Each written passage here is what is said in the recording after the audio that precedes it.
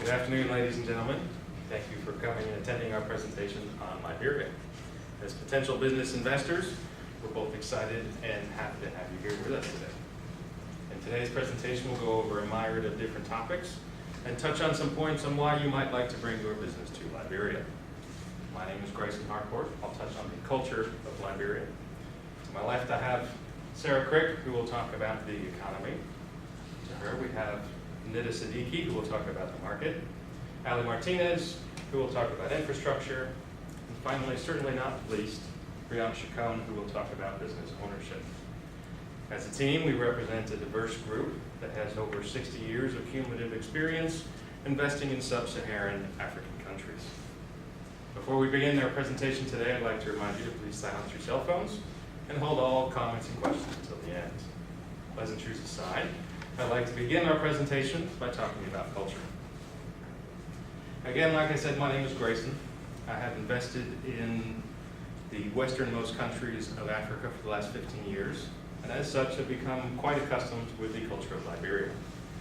Today I'll be talking about a little bit of the history of Liberia, as well as touching on some demographic information and giving an idea of what the business landscape looks like in Liberia. To begin the story of Liberia, I actually have to start here in the States. Throughout our early history, we unfortunately had a rampant slavery. Thankfully, though, many folks thought that this was not a good institution. And in 1822, they, along with 86 of our first immigrants to Liberia, migrated to the coast of Liberia. A short 4 years later, the country was officially named the Republic of Liberia. For the next 40 years, roughly 24,000 people migrated into Liberia. And being modeled after the United States, the government was obviously modeled after ours. And it ran relatively well until modern history. Unfortunately, according to World Affairs, in 1980, a brewing civil unrest spilled out into the streets. And between then and 2003, the government was shaky, and they had 13 years of civil war. According to the website Liberia's Own, they had their first modern-day free election in 2005 and elected the first woman head of state in Africa, Ellen Johnson Sirleaf. She has since served as president, going through an additional one more free election. And due to her outstanding achievements throughout Liberia, she was actually both nominated and received the 2011 Nobel Peace Prize. Now moving on to the demographics of our Liberian nation. It's actually made up of 16 indigenous tribes. While the country was indeed founded by immigrants from the United States and the rest of America, they actually currently only make up 5% of the population. Since there are 16 indigenous tribes, there are obviously 16 dialects. The good thing is, most all of them do speak and understand English, and a subset of English called Liberian English, which is shortened English words said very rapidly.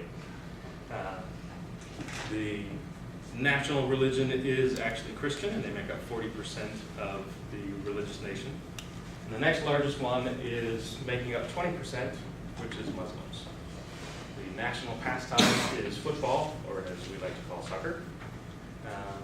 And that leads me now to the business landscape, if this works. There we go. According to my dear Liberian friend, who lives with me currently, Gabriel, Liberia is ripe for early investment.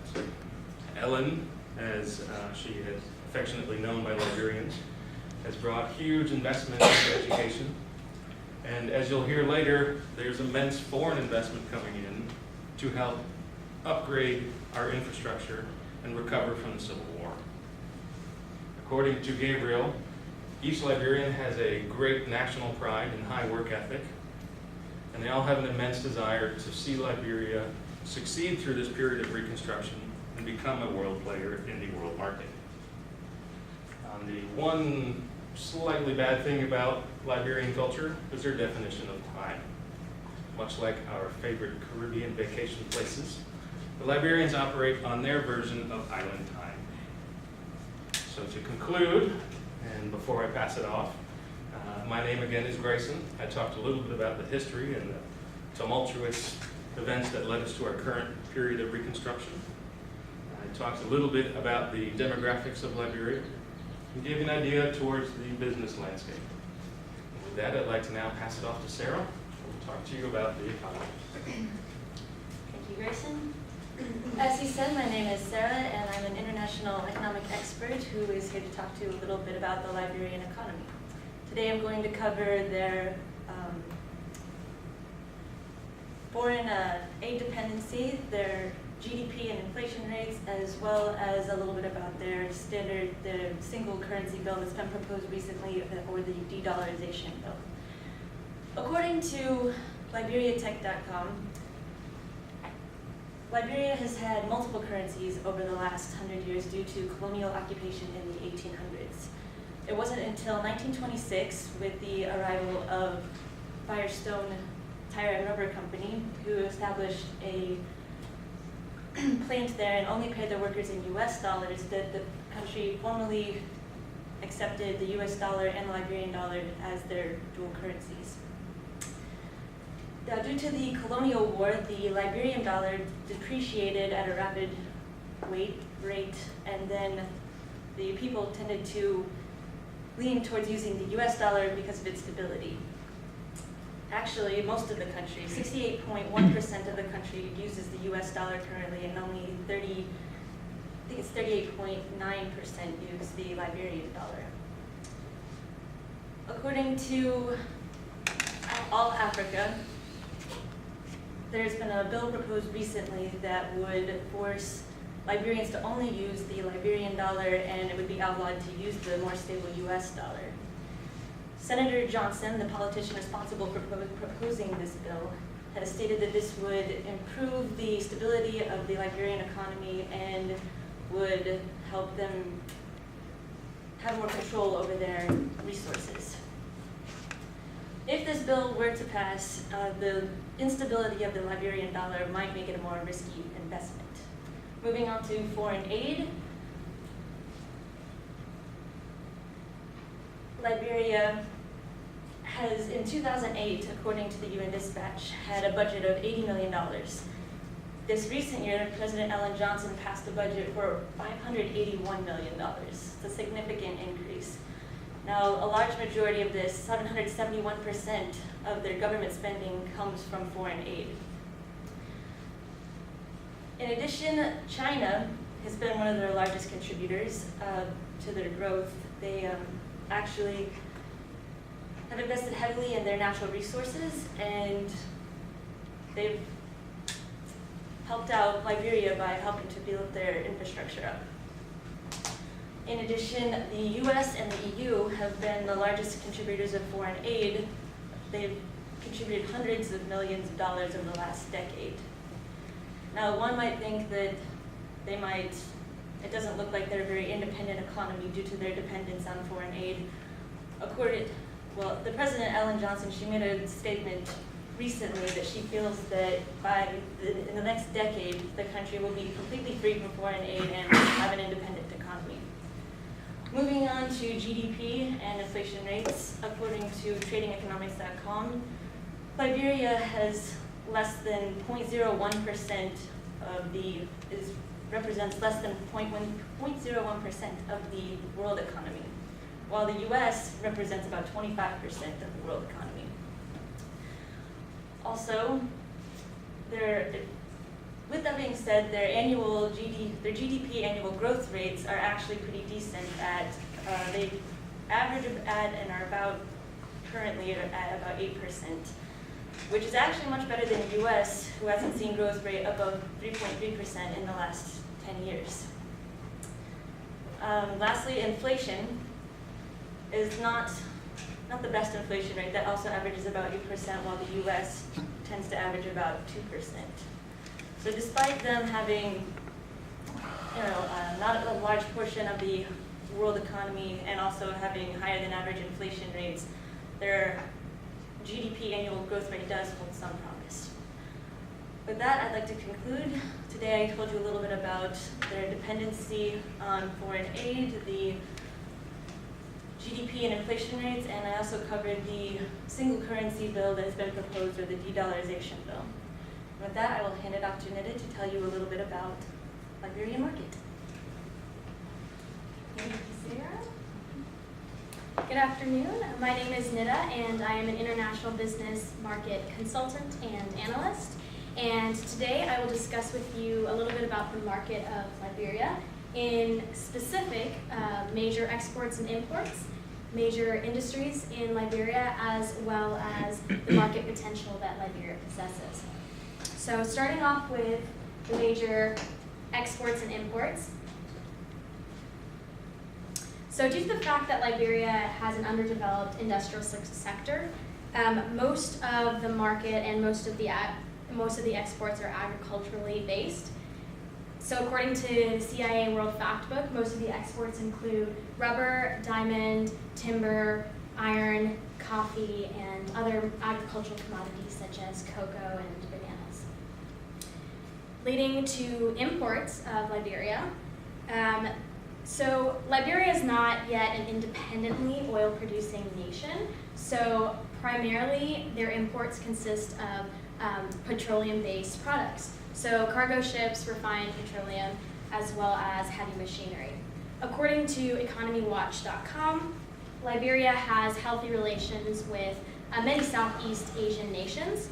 So if you look here, the top 4 major import partners of Liberia are all Southeast Asian nations: South Korea, China, Singapore, and Japan.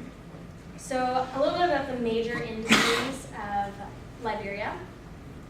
It's very rich in natural resources, including like iron, gold, timber, etc. So agricultural just naturally is a leading sector in the nation. Agriculture goods are sold both in the domestic market as well as being exported. Also, the mining sector has tripled its growth between 2010 to 2012 because of increased iron ore production. So a little bit about the market potential in Liberia. Liberia is strategically located along the coast of West Africa, which allows investors to have access to one of the largest and fastest growing in sectors in the world. Agricultural, mining, and energy sectors are not only economically prospering, but they also have immense potential and room for addition. According to the National Investment Commission of Liberia, the government is committed to producing a market-driven economy, and they've demonstrated that by implementing a policy to privatize state-owned enterprises, or SOEs. Liberia's investors have potential to untapped markets, both domestically and abroad. Although the domestic market is about 4 million consumers, the need to rebuild the economy as well as the desire to, especially after the Civil War as stated, there's many opportunities for growth and very few competition across the board, whether that's from agricultural sector to mining or to even the services sector. In conclusion, I have reviewed the market of Liberia, and more specifically the exports and imports, major industries, as well as the market potential. Now I will pass it on to Ali to tell us a little bit about the infrastructure. Thank you, Nida. Good afternoon, everybody. My name is Ali Martinez, and I am with the World Bank.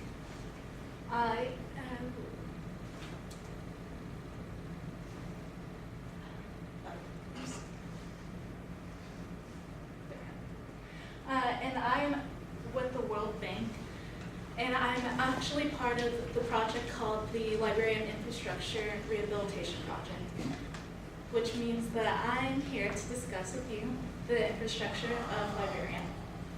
Today in my presentation, I'll be covering transportation, then going into communication, and last leaving you with a little bit of information about the location of Liberia. I want to start off with transportation first. As Grayson was talking about earlier in the presentation, Liberia did undergo a war, and since then, it has been recovering its roads. and has been under intense recovery. One of the companies that has helped out the Liberian government has been China Henan International Corporation, also known as Chico. The corporation in 2012 made an agreement with the government of Liberia to give $35 million to the government, and then in the following year they gave $30 million. And the purpose of this is to hopefully build a border road in Liberia that ranges about 68 miles. Liberia is full of unpaved roads, so 68 miles of paved road is actually quite a feat for the country. Moving on, the World Bank has also helped out with paving roads as well, and just this past January, according to the World Bank's website, $29 million has been given to the government in order to help rehabilitate the roads and bridges in Monrovia and surrounding areas. And as foreign business investors, you guys are traveling back and forth all the time, and you're having to leave from country to country. So air travel is definitely something that you want to pay attention to. Liberia has one international airport, and that's the Roberts International Airport located in Monrovia. It's one of the 29 airports within the whole entire country, and it's also one of the 2 airports with paved runways. Actually, $10 million was given to the airport management by the national fiscal budget in order to work on the runways and the lighting system on the runways, as well as updating equipment within the airport system.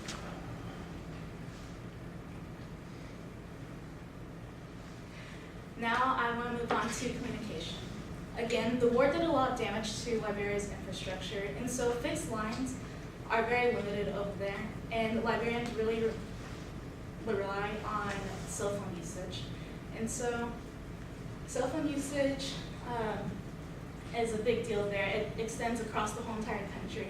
And $1 million was budgeted from the World Bank and GSM companies and given to the government in order to extend and expand on cell phone coverage throughout the country. Internet access is also available there. There are a lot of internet hubs, and wireless internet is available. And actually, there is no government censorship, so you can put whatever it is that you want to put on the internet. And because it's also getting updated, $10 million was given to the government to put in more fiber optic cables so that they could get faster internet. And last, I want to touch upon location. So Liberia is in between Cote d'Ivoire and Sierra Leone, and it's right there next to the